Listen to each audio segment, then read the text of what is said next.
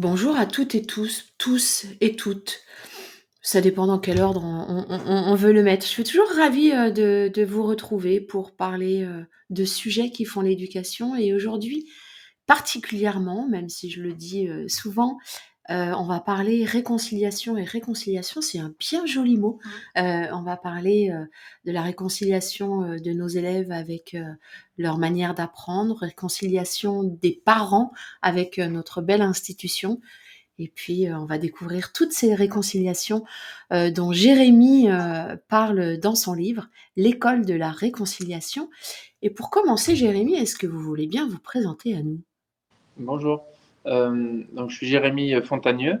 Je suis professeur de sciences économiques et sociales, SES, en lycée, au lycée général et technologique Eugène Delacroix à Drancy, en Seine-Saint-Denis. Ça fait 10 ans maintenant que j'y travaille, depuis 2012, un petit peu plus de 10 ans. Et avec un collègue et des élèves et des familles d'élèves, on a, il y a 10 ans, commencé à expérimenter des choses qui sont devenues ce qu'on appelle aujourd'hui le projet réconciliation, la méthode réconciliation, et qui consiste à travailler beaucoup avec les parents d'élèves. OK, projet réconciliation avec un S, sauf erreur de ma part Oui. et on parlera de ce projet au-delà, de votre livre, «L'école de la réconciliation». Mais pour commencer, j'aimerais bien que vous nous disiez ce qui vous a mis en mouvement. C'est quoi le la genèse de ce projet? En fait, à l'origine du projet ou de la méthode, il y a un sentiment d'impuissance qui est partagé par mon collègue et moi et qui est partagé par beaucoup d'enseignants. En fait, on avait le sentiment de ne pas avoir véritablement d'influence sur les élèves ou ne pas avoir de prise en quelque sorte sur des élèves qui ne sont pas méchants, mais qui manquent beaucoup de bonne volonté. Et donc, on avait l'impression que euh, même si on préparait les meilleurs cours du monde, en quelque sorte, le manque de bonne volonté des élèves faisait que, à la fois, ils ne travaillaient pas assez, gâchaient leur potentiel et gâchaient le nôtre en tant qu'enseignant. Donc, le point de départ de la méthode, c'est une frustration ou un sentiment d'impuissance en tant qu'enseignant. Et dans ce sentiment, d'impuissance, de manque d'impact, en tout cas de ce que j'entends, il y a quelque chose de l'ordre de la différence entre votre projet pour les élèves et les projets, des élèves eux-mêmes ou c'est juste les moyens de mettre en œuvre, ce projet pour les élèves notamment? Euh, En fait, c'est comme si notre frustration à nous en tant qu'enseignants nous a poussé à changer notre manière de faire. Et il se trouve que ça a produit des très beaux résultats chez les élèves. Mais je pense que le sentiment d'échec ou de frustration chez les élèves, il est partagé par beaucoup d'enseignants et j'ai l'impression, dans le livre, c'est comme ça que je l'ai écrit au début, que l'éducation nationale est une machine à broyer aussi bien les élèves que les profs et que les parents. Moi, j'ai l'impression qu'on est tous victimes du Mmh. fonctionnement actuel de l'éducation nationale. Et du coup, ce le constat, c'est votre sentiment d'impuissance, mais j'imagine que vous avez posé des hypothèses pour vous mettre en action et ces hypothèses, moi, en tout cas, dans ce que j'ai lu et vu de vous, il y a cette réconciliation de l'élève avec, son savoir et la manière de travailler, la réconciliation, des parents avec, l'institution. Est-ce que vous pouvez nous lister ces hypothèses que vous avez faites pour vous Les lancer? hypothèses de départ ou les hypothèses de, Bah, con- de ah, conclusion? Parce que finalement, la oui. réconciliation, c'est la conséquence Mmh. des choses. Euh, à l'origine, on a l'impression qu'il y a, oui, un divorce en quelque sorte entre les parents, en particulier dans les quartiers populaires, et l'école. Mais en fait, et donc du coup, c'est la première réconciliation, c'est celle des parents avec l'école ou de l'école avec les parents. Non pas qu'il y ait eu une brouille à l'origine ou à la base, mais c'est simplement qu'il y a une sorte de grand malentendu entre les parents et l'école. Donc c'est la première des réconciliations. Mais en fait, la méthode qu'on a développée consiste justement à partir de cette réconciliation entre les parents et l'école, euh, créer ou favoriser d'autres réconciliations qui sont d'abord et avant tout celles des élèves avec le travail, parce que les élèves font beaucoup plus d'efforts une fois que cette alliance a été créée entre les parents et les profs. Et puis, réconciliation des élèves avec l'école, avec eux-mêmes, quand ils se rendent compte qu'en fait, ils en sont capables, qu'une fois que mis au travail, ils ont progressé, du coup, ils changent de regard sur eux-mêmes, sur la vie aussi. Ils deviennent beaucoup moins fatalistes qu'ils ne l'étaient en début d'année. Et puis aussi réconciliation de nous, enseignants, avec notre propre métier, parce qu'encore une Mmh. fois, à l'origine, c'était un sentiment d'impuissance et une frustration, une forme pas d'aigreur, mais de souffrance vis-à-vis du métier. Et donc, la méthode nous permet aussi de renouer avec ce qui fait le cœur de notre métier, et c'est comme si on se réconciliait avec notre Mmh. propre métier, en quelque sorte. Réconciliation au pluriel donc. Mais alors pour le coup, de ce que je comprends, c'est que le l'alliance fondatrice, c'est celle avec les parents C'est et ça, après il y a des effets, bénéfiques collatéraux c'est et ça. que vous avez notés au fur et à mesure Oui.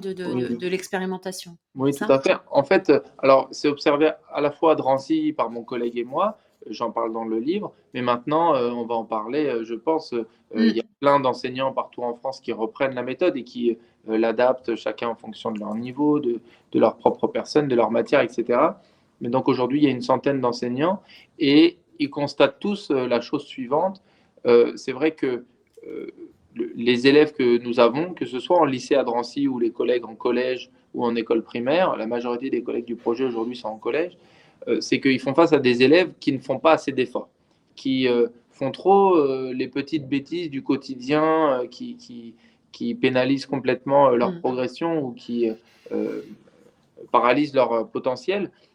Ils loupent des cours à cause de panne de réveil ou de manque de préparation. Ils arrivent en retard, ils passent trop de temps dans la cour, ils oublient leur matériel, ils bavardent en classe ou alors ils regardent le téléphone portable en classe et puis ils révisent pas assez à la maison. Donc toutes ces petites erreurs paralysent, comme je le disais, complètement le potentiel des élèves et donc le nôtre en tant qu'enseignant.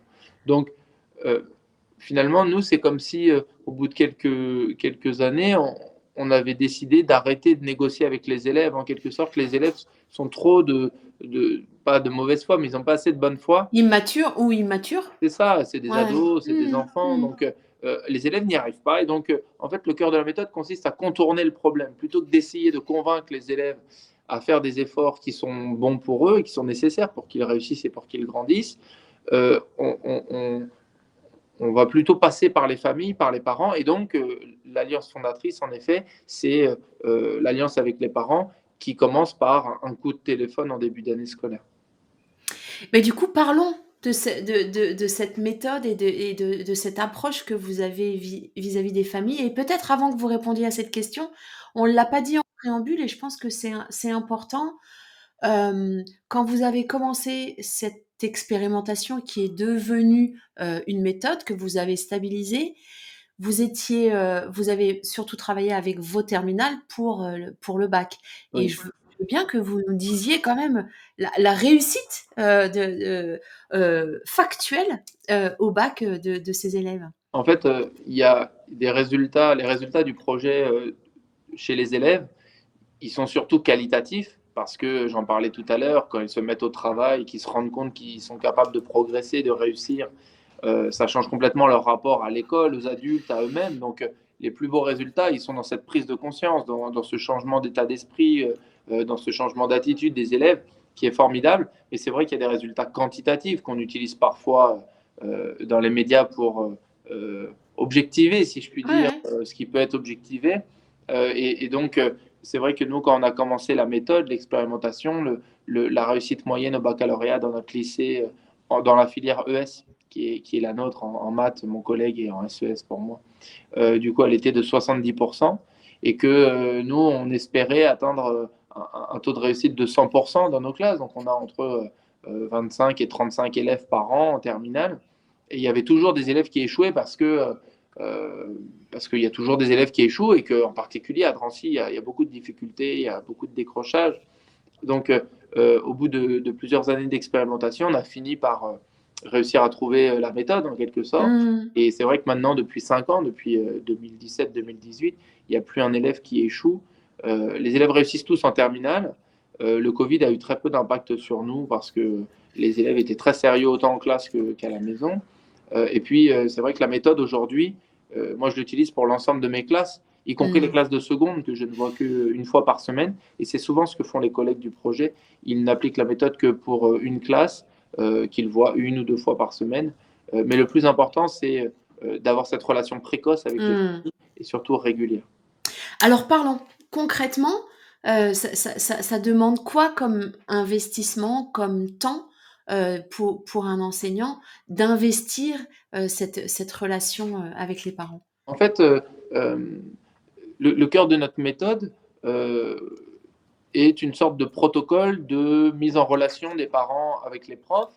En quelque sorte, les collègues qui sont intéressés et qui nous écrivent et qui rejoignent le projet, on leur donne des outils très concrets sur la manière de parler aux parents, comment présenter les choses, la façon dont on peut faire en sorte que tous les parents nous suivent. Et disons que, sans entrer trop dans le détail, parce que c'est aussi quelque chose que je garde pour les collègues qui nous rejoignent, en fait, le fait d'appeler très tôt, en début d'année, et le fait d'avoir un suivi régulier fait que les parents nous suivent. Ce qui change tout, parce qu'une fois que les parents sont avec nous, sont à nos côtés, ça veut dire qu'eux vont faire des efforts à la maison qu'ils ne font pas habituellement. Et ce qui fait que les élèves vont faire des efforts en termes d'investissement scolaire qu'ils ne font pas d'habitude. Donc la méthode donne parfois l'impression qu'il faut travailler en plus pour aller chercher les parents, mais en fait la méthode ne consiste pas à travailler plus, elle consiste à faire travailler plus les parents et les enfants qu'ils ne le font à l'heure actuelle pour que le succès scolaire des élèves ne dépende pas que de nous, parce que c'est quelque chose qui est vécu comme tel par beaucoup de professeurs qui se tuent à la tâche et qui essayent par un énorme investissement de convaincre les élèves qu'il faut travailler et que ça va être bien pour eux. Nous, en quelque sorte, on contourne l'obstacle, comme je le disais, et donc au final, on ne travaille pas plus que les collègues, on travaille autrement. En début d'année, le fait d'aller chercher les familles et de mettre en place cette relation qui va devenir une relation de confiance est chronophage. Les collègues qui se lancent dans cette aventure, dans l'utilisation ou l'expérimentation de cette méthode, travaillent plus que des professeurs normaux parce que c'est tout bête, mais appeler individuellement chaque famille, Oui. ça prend 2 heures ou 3 heures. Et c'est quelque chose qu'on n'est pas censé faire. C'est quelque chose pour lequel on n'est pas payé d'ailleurs.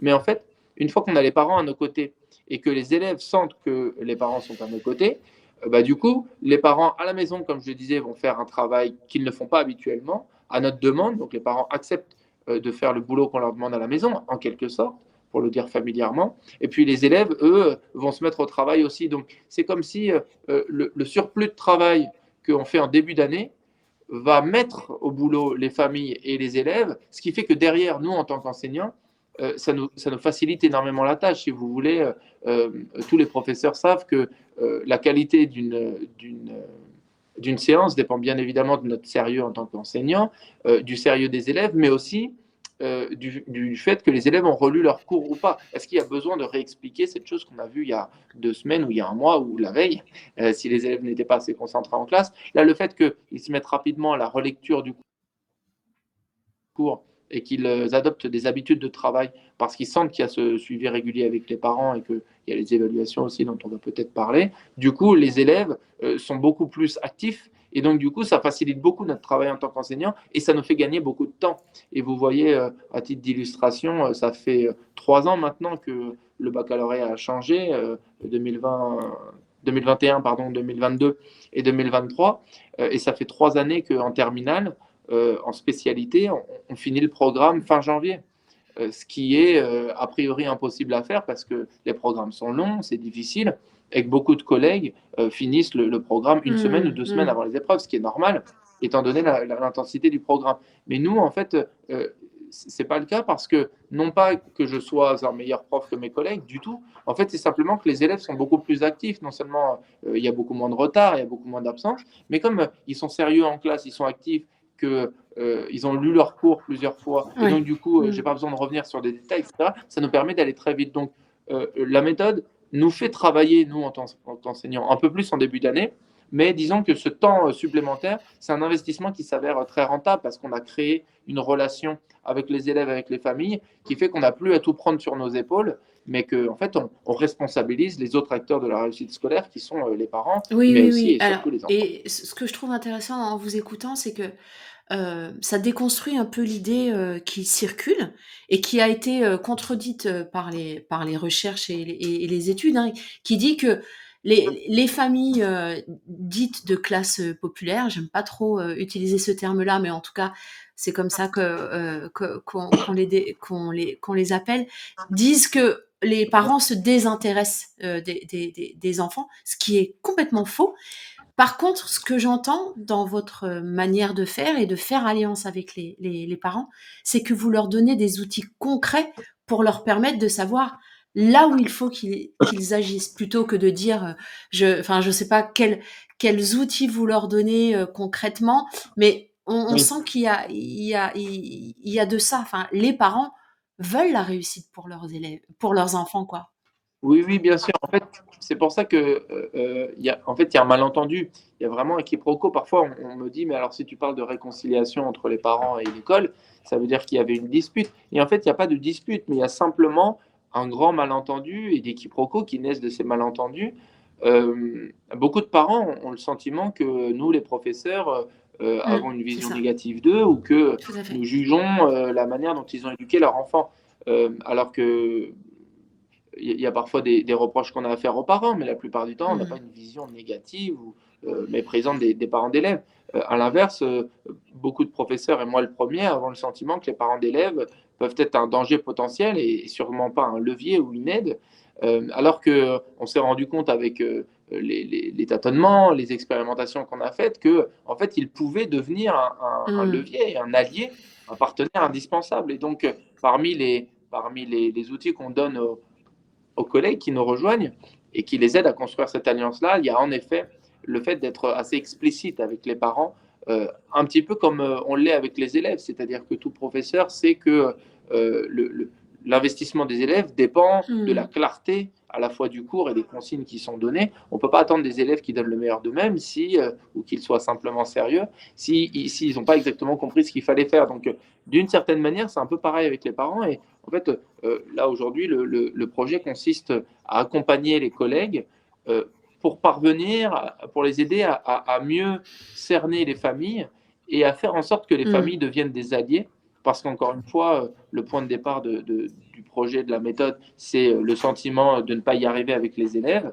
Et donc, si on va chercher les parents, c'est pas par bonté d'esprit ou par altruisme, c'est par égoïsme, c'est par volonté de survivre en tant qu'enseignant, si je puis dire. Et donc, les collègues qui m'écrivent, qui me contactent en me disant mais c'est intéressant, j'aimerais bien en savoir plus, du coup, on leur donne des clés pratiques pour que les parents d'élèves soient à leur Mmh. côté comme ils le Alors sont depuis le début, aujourd'hui. vous dites, hein, les enseignants ou enseignantes, qui vous rejoignent et justement, est-ce que vous voulez bien nous parler un petit peu de ce réseau, hein? Parce que vous partagez cette méthode sans dogmatisme, je trouve. Voilà, il y a vraiment quelque chose de l'ordre de: «On a essayé ça, on a stabilisé des choses qui fonctionnent chez nous.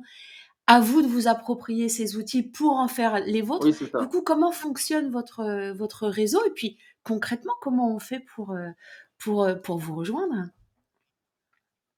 Alors, en fait, oui, sur la défense du dogmatisme, je pense que c'est quelque chose de très important, en effet, mais qui, moi, me semble évident dans la mesure où on parle d'un domaine, d'un champ de l'éducation dans lequel il n'y a pas de réponse simple, où il n'y a pas de recette magique. Et c'est d'ailleurs intéressant parce que nous, dans notre volonté de faire connaître le projet ou la méthode, on s'est appuyé sur des médias moins spécialisés qu'être prof et donc des gens qui connaissent pas forcément le métier et qui vont résumer de manière très caricaturale aussi parce que parfois ils nous expliquent qu'on n'a qu'une minute trente, donc il faut présenter le chose de manière caricaturale. Bon, donc en fait, tout professeur ou toute personne qui s'intéresse sérieusement à ce champ immense qui est celui de l'éducation, c'est que les recettes magiques n'existent pas. Et donc, c'est vrai que c'est ce qu'on dit beaucoup aux collègues qui nous rejoignent, et c'est ce qu'on essaie de transmettre comme message dans les médias, que ce n'est pas du tout quelque chose qu'il faut copier-coller. C'est vraiment, en fait, aussi bien des outils qu'un état d'esprit. avec lequel on peut être en accord ou pas. Et donc, il ne faut surtout pas se forcer. Et puis, comme vous l'avez évoqué aussi, et c'est quelque chose qui nous rend très fiers, mon collègue et moi, alors qu'à l'origine, nous, on enseigne en lycée à Drancy, donc lycée, c'est particulier, lycée général et technologique, c'est particulier, et puis lycée général et technologique à Drancy, en Seine-Saint-Denis, c'est aussi particulier, c'est la banlieue ou les quartiers populaires avec une surreprésentation d'ouvriers ou d'employés. Et pourtant, ce qui est extraordinaire, c'est qu'aujourd'hui, dans la centaine de professeurs, il y a aussi bien, et je ne vais pas mentir, il y a une majorité de professeurs qui sont dans des quartiers sensibles ou des quartiers dans lesquels c'est parfois un peu plus difficile que dans la moyenne. Et donc, ça constitue le gros des profs qui nous rejoignent. Mais en même temps, il y a plus d'un tiers des professeurs qui soit enseignent en milieu rural avec des enjeux Mmh. qui sont complètement différents des nôtres, en zone périurbaine, parfois en centre-ville aussi, ce qui est très intéressant, avec des parents qui parfois ne sont pas absents ou ne sont pas éloignés de l'école, contrairement à chez nous, par exemple, ou dans les quartiers populaires, mais à l'inverse, des parents qui sont Mmh. parfois trop présents. Et donc, ce qui est formidable, c'est que la manière dont les collègues Mmh. s'approprient ces outils qu'on a créés, cette sorte de boîte à outils, leur permet de ne plus subir en fait l'invasion parfois des parents qui ne sont pas méchants mais qui sont parfois maladroits et donc l'idée c'est de faire des parents des alliés quelle que soit Mmh. leur situation de départ, soit éloignés, soit parfois qui ont eu des expériences malheureuses avec l'école ou avec des parents d'élèves précédents ou qui eux-mêmes en tant qu'enfants, il y a beaucoup de parents d'élèves qui ont été très négativement marqués par notre système scolaire qui est quand même assez injuste et donc qui parfois règlent des comptes avec les professeurs et on en a plein à Drancy notamment. Donc l'idée, c'est de parvenir à faire en sorte que, quel que soit le parent d'élève, intrusif ou pas, éloigné ou pas, avec un ressentiment vis-à-vis de l'école ou pas, faire en sorte qu'ils soient nos alliés. Et c'est vrai que à la fois le contexte social varie beaucoup en fonction des collègues, le contexte géographico-socio-culturel, si je puis dire. Et puis, il y a aussi une grande diversité dans les niveaux. Nous, on est en lycée, comme je le disais, la moitié des collègues sont en collège. Il y a des professeurs qui le font en tant que professeurs des écoles, en tant que PE, à la maternelle ou en école primaire. Les élèves qui sont accompagnés cette année par des professeurs qui reprennent la méthode vont de petite section de maternelle, donc 2 ans, 3 ans, à Mmh. BTS. Donc des élèves de presque 20 ans de plus. Et ce qui est formidable, c'est que chaque professeur, comme vous le disiez, nous, on dit attention, il ne faut pas copier-coller, ce n'est pas une formule magique, on ne pense pas que ça existe. Et donc, on oblige des collègues à faire leur propre méthode, en quelque sorte, ou à créer leur propre module ou leur propre façon de faire en sorte que dans la manière dont ils vont s'approprier subjectivement tous ces outils, ça leur permette de les renforcer et non Et pas les oui. obliger à faire quelque chose Vous qu'ils vous n'ont pas sa envie vous de faire. sauriez, me mettre en mots les piliers sur lesquels, repose, la méthode? Parce que j'imagine qu'avec un peu de recul, Oui, vous savez identifier finalement ce qui est en jeu et ce qui se joue dans cette relation. oui, oui, tout à fait. Alors en fait, et j'ai oublié de répondre à votre deuxième question juste avant, Oui. excusez-moi. Pour nous rejoindre, les collègues peuvent simplement m'écrire par mail, donc soit à mon adresse académique jeremy.fontagneau@acréteil.fr ou bien à projet.réconciliation@gmail.com ou bien en tapant mon nom sur les réseaux sociaux. Moi, j'utilise pas trop Facebook, Twitter, etc. Mais par contre, je l'utilise comme moyen d'être mis en contact avec des collègues qui sont intéressés. Pardon. En fait, dans le livre, comme je l'explique, mon collègue et moi, on a fini par aboutir à 3 grands piliers, qui est évidemment l'alliance avec les parents, qui est centrale, sans laquelle rien n'est possible, parce qu'en fait, le cœur de la méthode consiste à faire en sorte que les parents nous transfèrent en quelque sorte Mmh. un petit peu de leur autorité. Donc les parents nous renforcent, en fait, à la fois parce qu'on apparaît beaucoup plus crédible aux yeux des élèves quand les élèves se sont fait briefer, si je puis dire, par les parents, en disant attention, parce que ce prof-là, je Mmh. l'ai au téléphone et je l'aime bien, donc fais ce qu'il dit. Et puis les parents nous renforcent aussi beaucoup dans notre suivi des élèves, c'est-à-dire qu'ils nous transmettent des informations sur des événements parfois extrascolaires qui peuvent avoir un impact considérable sur la vie scolaire des élèves. Donc ils nous permettent d'avoir une vision plus large en quelque sorte des élèves, ils renforcent notre autorité, ils nous donnent cette vision un peu plus large et puis les parents, dans le fait que nous, on s'engage à les tenir au courant, ça crée une structure qui est pour nous un petit peu désagréables parce que d'une certaine manière, en les tenant au courant, bah, c'est comme si on leur rendait des comptes. Donc c'est un peu déstabilisant pour nous enseignants. On a plus l'habitude de juger les élèves que d'être jugés par les parents. Non pas que les parents nous jugent, mais que d'une certaine manière, les tenir au courant, c'est aussi une manière de tenir notre engagement. Et donc, ça nous aide vachement à nous améliorer. Les parents Mmh. nous renforcent beaucoup sur l'amélioration de nos propres pratiques. Non pas que les parents interviennent en classe ou se permettent de juger ce que nous faisons, parce que l'un des piliers de l'Alliance, c'est vous êtes des parents, vous faites bien votre boulot, je suis prof, je fais bien mon boulot, chacun Mmh. ses plates-bandes. Donc c'est bien aussi, ça permet de neutraliser les parents qui parfois sont un peu envahissants. Mais du coup, le fait d'avoir créé ce cadre régulier nous aide à nous améliorer. Et donc, c'est le premier pilier, il est essentiel. À Drancy, on utilise deux autres piliers. Il y a un pilier qu'on a utilisé très tôt qui est les OK. évaluations hebdomadaires. En fait, pour nous, c'est très important d'évaluer chaque semaine parce que on veut que le moindre Mmh. effort des élèves soit récompensé. Vraiment, le cœur du projet repose sur des habitudes de travail qui naissent d'une Mmh. expérience de réussite. Les élèves sont vachement habitués à ne pas y arriver, sont vachement habitués à bâcler ou à ne pas avoir des notes aussi belles qu'elles pourraient être. Et donc, l'idée, c'est, en ayant créé cette alliance avec les parents, pousser les élèves à se mettre au boulot et tout de suite, dès que les élèves ont des notes Eh qui oui. montent un petit peu, leur dire bah, regarde, tu es en train d'y arriver, continue comme ça, je crois en toi, ta mère aussi, on est avec toi. Donc, que le gamin se dise Mmh. en fait, j'en suis capable. Quoi. Donc, pour que l'élève ait ce sentiment-là, il faut l'objectiver, si je puis dire, le plus possible avec des notes. Et donc, les évaluations régulières, alors que nous, on fait sous la forme de QCM, par exemple, parce que ça permet de ne pas passer trop de temps à corriger, parce que la correction de copie, comme chaque français, c'est potentiellement un enfer. Nous, on assume d'avoir la flemme de corriger les copies, vraiment. Et pour nous, utiliser les QCM, c'est un moyen Mmh. vraiment rapide d'évaluer les élèves. Tout à l'heure, j'étais en classe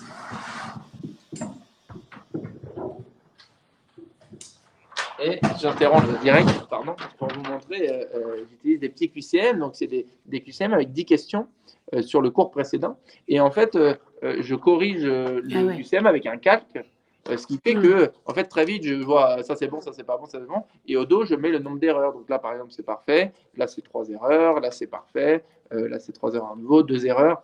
Et donc, du coup, la correction prend 5 minutes.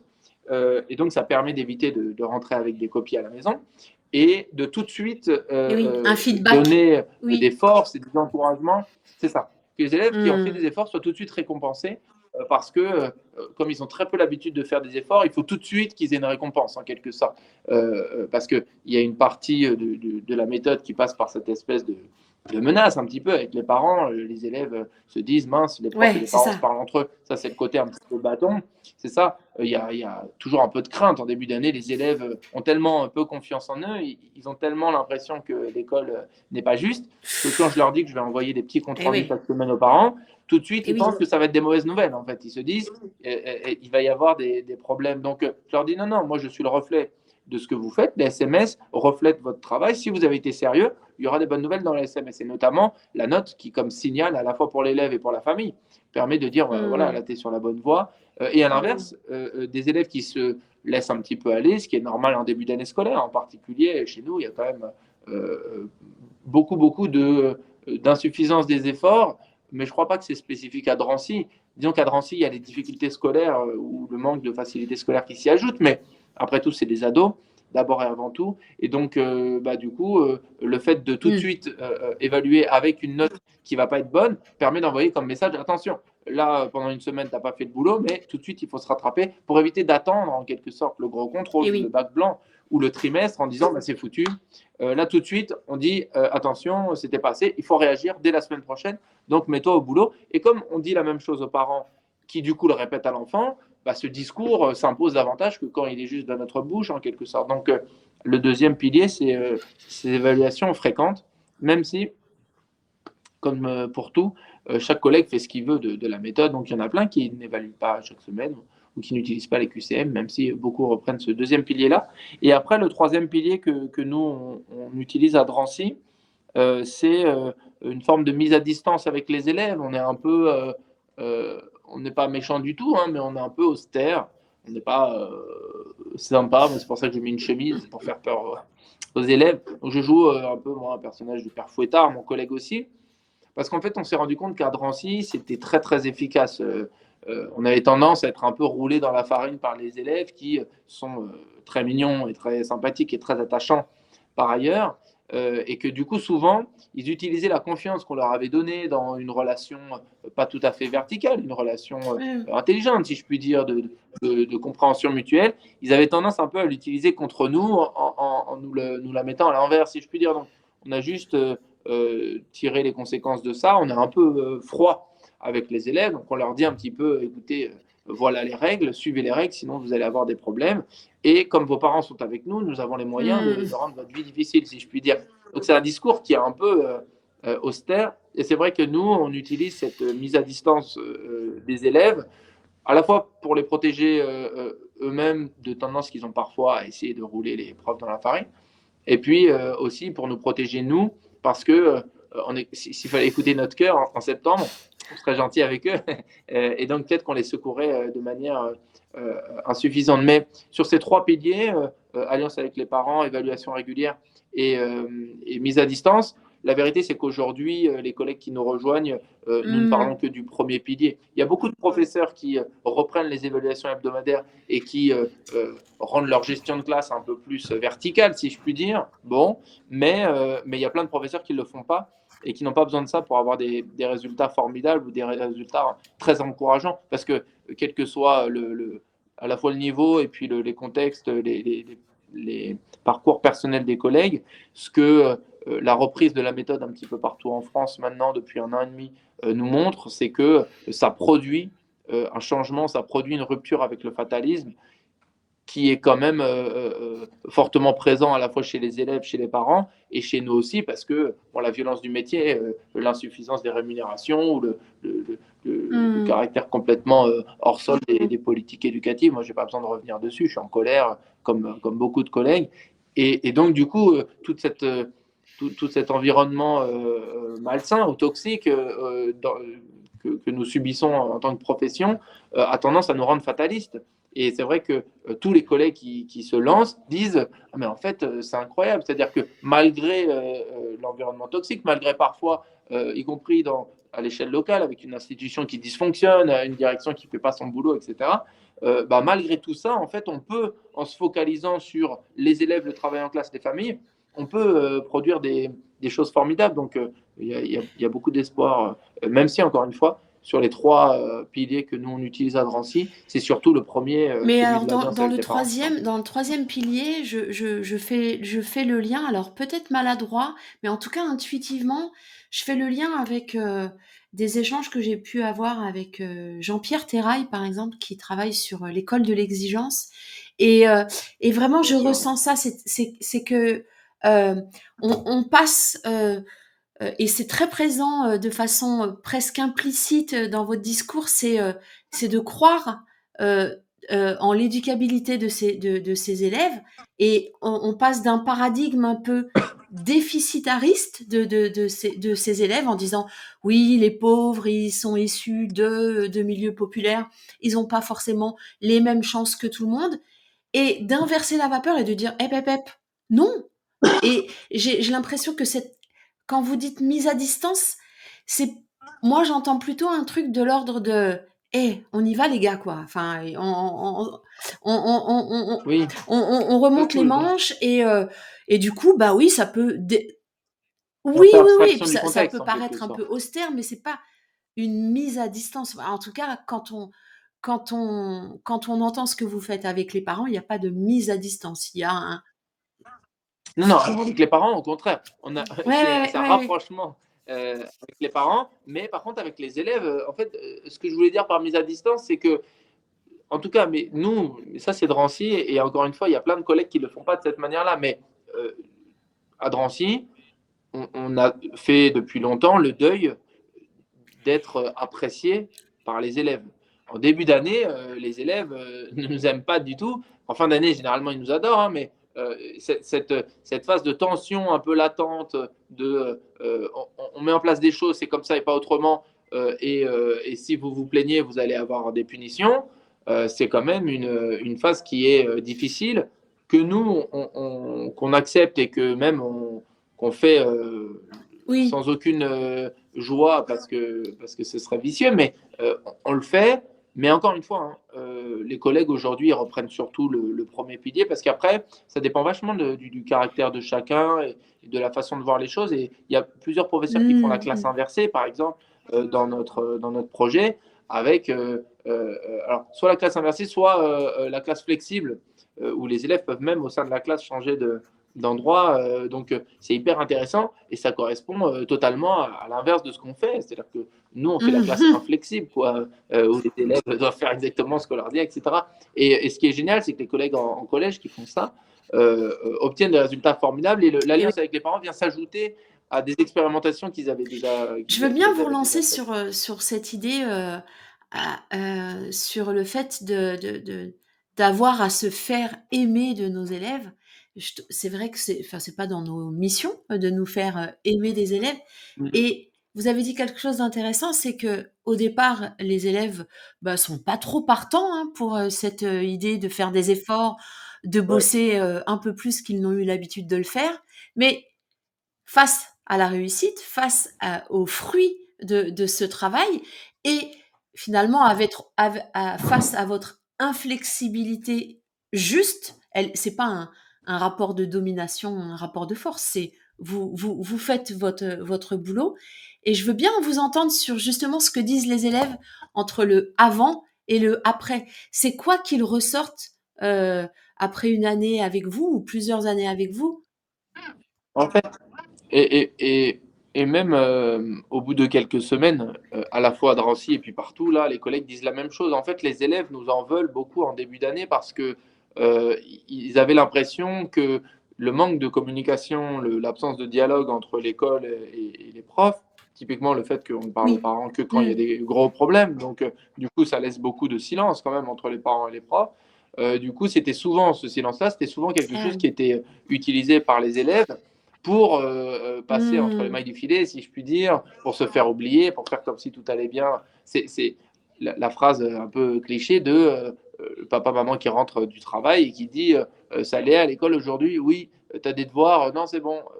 Et Et les oui, parents, ils n'ont pas de prise. Ouais, tout à fait. de billes supplémentaires. C'est ça. Donc, les élèves en profitent un peu aussi pour endormir à la fois les parents et les professeurs. Et donc, les élèves ne sont pas bêtes. Ils sentent bien qu'avec un dialogue régulier avec les parents, ils vont beaucoup Mmh. moins pouvoir se faire oublier. Et donc, ils nous en veulent pour cela. Parce que pour eux, souvent, la liberté, c'est faire ce qu'on veut, y compris n'importe quoi, y compris des choses qu'on regrette. Alors que on leur dit, écoutez, vous n'allez plus pouvoir vous faire oublier, il faut faire le boulot, il faut être responsable finalement, parce que qu'on soit en école primaire, en collège ou en lycée, finalement, c'est ça qu'on transmet aux élèves. C'est dans la vie, il faut se battre pour obtenir ce qu'on veut, et il faut être responsable ou il faut être adulte en quelque sorte. Donc, de ce point de vue-là, la méthode consiste à dire aux élèves, bah, vous n'avez pas trop le choix, ou en tout cas, on leur fait croire qu'ils n'ont pas trop le Oui. choix, parce que je crois qu'on a toujours le choix. Mais voilà, ça va vous être imposé. Et donc, ils nous en veulent parce qu'ils ont le OK. sentiment de perdre en Et liberté, oui. ce qui est le cas. Ils perdent en liberté de faire des bêtises. Et donc, ça les frustre un peu. Mais quand ils se mettent à faire ce qu'on leur demande, ce que tous les profs leur demandent, parce qu'on est des profs comme les autres, nous, c'est juste que le soutien des parents Ouais. rend notre discours plus crédible, en quelque Et puis il y sorte. a Et puis, un maillage plus typiquement, quand un fort, élève fait une autour. bêtise, Ouais, tout à fait. c'est ça. Et puis, c'est aussi bête que ça. Moi, j'avais ce matin deux élèves de seconde qui étaient punis, qui étaient collés avec moi pour des bêtises. Euh, Si les parents n'avaient pas Mmh. rappelé ce matin à leur enfant qu'il fallait aller à l'heure de colle, parce que j'avais prévenu les parents, les élèves ne seraient pas venus. Donc, c'est aussi simple que ça. Donc, les élèves font plus d'efforts que d'habitude. Et donc, bah, ils nous en veulent parce que les efforts, c'est désagréable. Pour eux, ils préfèrent passer leur vie sur TikTok, etc. Donc, ils nous perçoivent comme des oiseaux de mauvais augure. Sauf qu'au bout d'un moment, leurs efforts payent. Et c'est assez rapide. C'est pour ça que je vous disais, c'est au Ouais. bout de quelques Mmh. semaines, quelques mois, les élèves disent, en fait, ces profs-là, ils sont chiants, mais c'est pour notre Mmh. bien. Parce qu'ils se rendent compte que finalement, quand ils font les efforts qu'on leur demande, on les encourage, on les félicite. Donc, on n'est pas juste Et dans l'application rigide de règles qui seraient arbitraires. On est là pour qu'ils arrivent à faire ces efforts-là et que lorsqu'ils y arrivent, on les encourage et on les pousse à continuer. Les parents aussi les encouragent beaucoup grâce à des nouvelles plus régulières. Donc, c'est touchant pour les élèves, c'est de l'amour, donc ils y sont sensibles évidemment. Et puis surtout, à force de progresser mmh. scolairement, avec des notes qui augmentent petit à petit, les élèves changent beaucoup de perception d'eux-mêmes et de leur potentiel scolaire. Et donc, ils se rendent compte qu'en fait, ils se sous-estimaient beaucoup, parce que les élèves manquent beaucoup de confiance en eux, à Drancy comme ailleurs. Et donc, ils n'ont pas idée de leur potentiel. Et quand ils commencent à voir des notes progresser, qui viennent nous voir en disant mais monsieur, Ouais, là c'est c'est ça. bizarre, les notes deviennent bonnes. On leur dit c'est pas bizarre quand vous faites ce qu'on vous dit, Mmh. quand vous faites des efforts, quand vous êtes courageux, quand vous vous battez, vous êtes capable d'y arriver. Et donc en fait, alors qu'ils nous percevaient comme une sorte de coercition, une sorte de pression qui est désagréable et qui, pour être honnête, perdure tout au long de l'année, puisque même en fin d'année, les élèves nous redoutent un peu, ils n'ont plus d'acrimonie à notre égard, mais ils nous redoutent toujours un peu parce qu'on fronce les sourcils, bon, et qu'il y a la menace du coup de pression parentale. Mais par contre, c'est vrai qu'au bout de quelques semaines, avec ces progrès-là, les élèves se rendent compte que Mmh. tout ce système-là, toutes ces règles-là sont désagréables, mais en fait, avec comme but de leur faire vivre cette expérience de réussite. Et finalement, les élèves nous disent, mais en fait, vous croyez en Ah nous. En ouais. fait, beaucoup d'élèves ont l'impression que les profs ne croient pas en eux, alors que tous les profs, moi je suis entouré de collègues qui croient en leurs élèves. Et il y a quelques années, je croyais autant en les élèves qu'aujourd'hui. Mais c'est simplement que j'arrivais pas à le montrer aux élèves et ils me voyaient simplement comme quelqu'un de relou.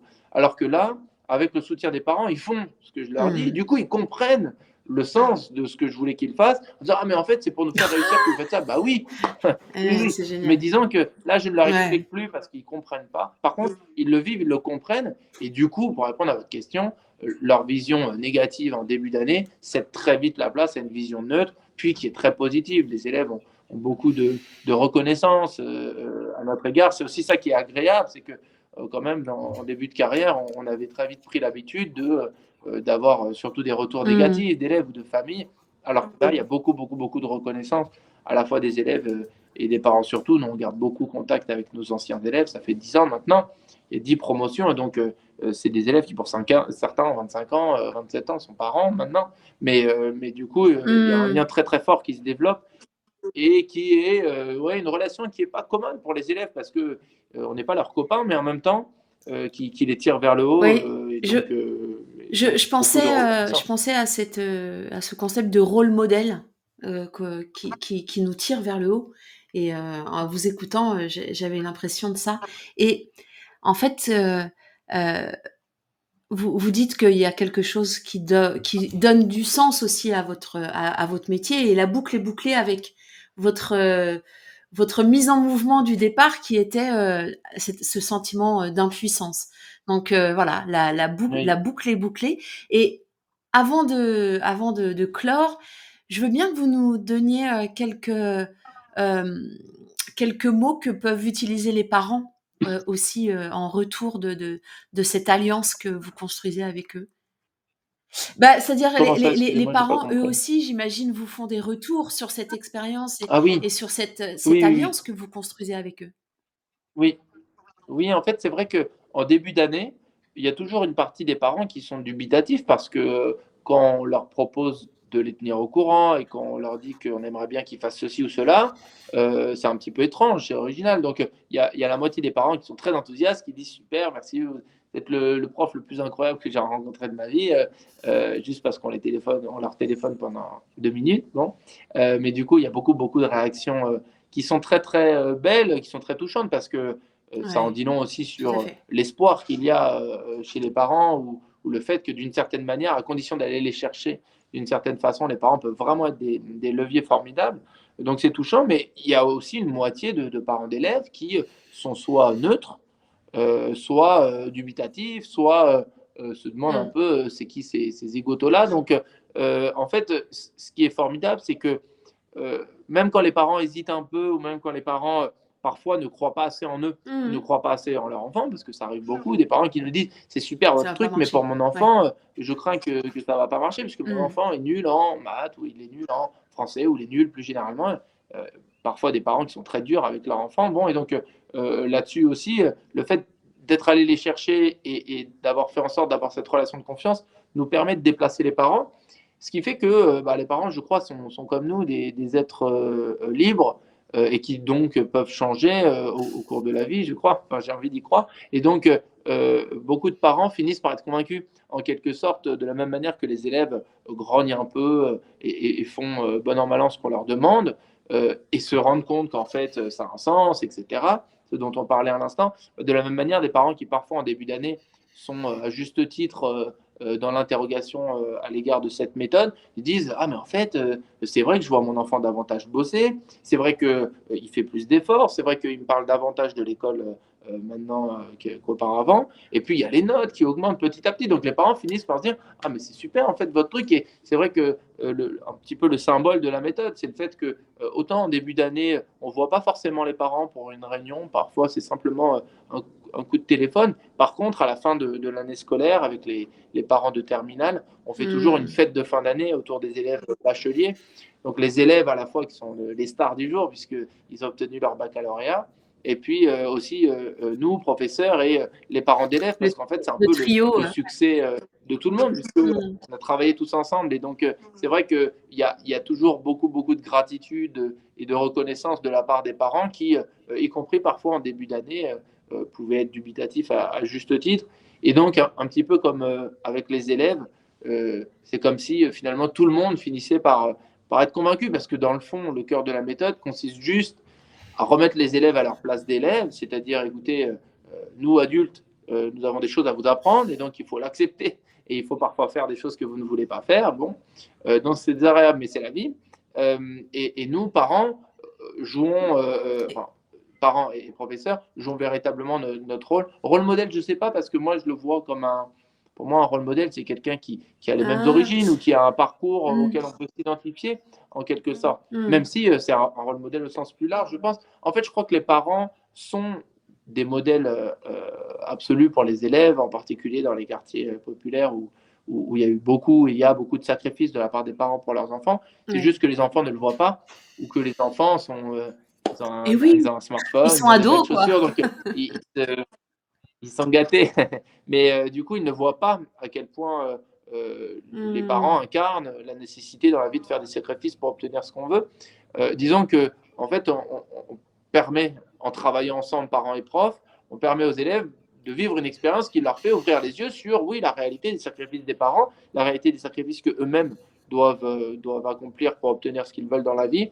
Et donc, c'est pour ça que finalement, la trajectoire des parents, elle est comparable à celle des élèves. Il y a parfois du doute en début d'année, où il y a parfois des interrogations, mais ils finissent tous par y arriver, les élèves, et c'est ça que depuis 5 ans on vit à Drancy et qui est assez extraordinaire. Et donc les parents finissent tous aussi par être convaincus. Merci beaucoup en tout cas Jérémy, pour, ce retour, d'expérience, qui met du baume au cœur. C'est vrai, enfin, c'est que dans vous en parliez, hein, en filigrane ou, explicitement, on est dans un métier qui est difficile, pas Mmh. forcément reconnu à sa juste valeur. Pas Voilà, du tout, et c'est donc ça. de retrouver du sens à ce métier, ou de trouver du sens à ce métier avec, heu, avec cette alliance avec les parents et toutes les retombées positives que ça a. Merci beaucoup, vraiment. On mettra Merci à dans vous. les notes de l'émission, de quoi vous joindre, et bien sûr, toutes les références, et notamment, au livre. Merci beaucoup, vraiment. Merci. Au revoir. Au revoir.